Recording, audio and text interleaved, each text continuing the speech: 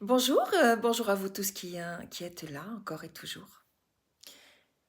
Aujourd'hui, je voulais vous parler de la suradaptation dans un couple et de ses méfaits.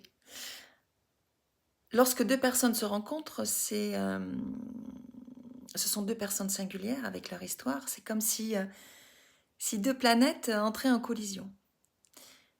Donc, il faut apprendre et savoir construire un univers commun dans lequel chacun va se réaliser et sera surtout libre d'être qui il est. Et faire attention qu'il n'y ait pas de suradaptation de l'un ou de l'autre. Alors qu'est-ce que la suradaptation?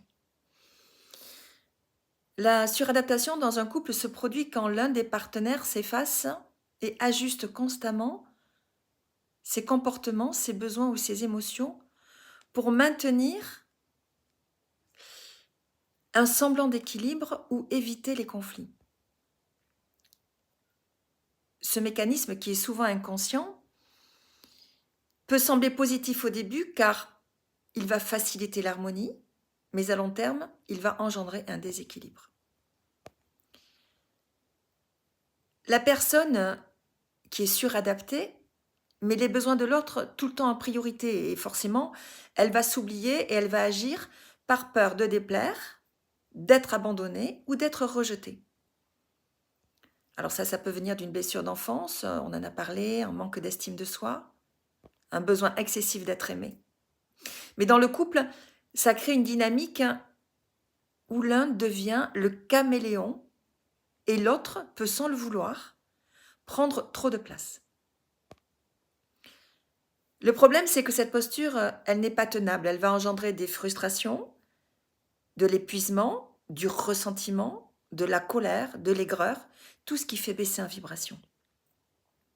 Et à force de taire ses vrais désirs ou ses émotions, la personne qui est suradaptée va perdre le contact avec elle-même et le couple, en apparence fonctionnel, devient en réalité basé sur une fausse harmonie. Alors pour en sortir, il faut restaurer d'abord l'authenticité dans la relation, apprendre à dire non, à exprimer ses besoins et à poser ses limites. Alors certes, cela demande du courage, parfois un accompagnement thérapeutique, mais c'est essentiel pour retrouver un couple sain, fondé sur l'échange et non le sacrifice.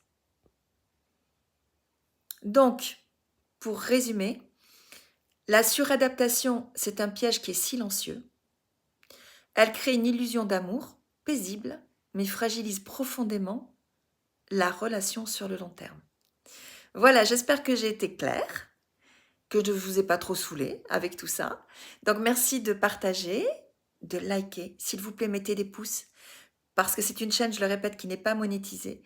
Mais sans vos pouces et sans vos abonnements, eh bien, ce message n'est pas véhiculé.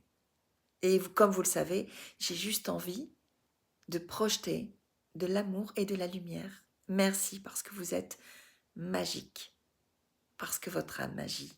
Très belle journée à vous.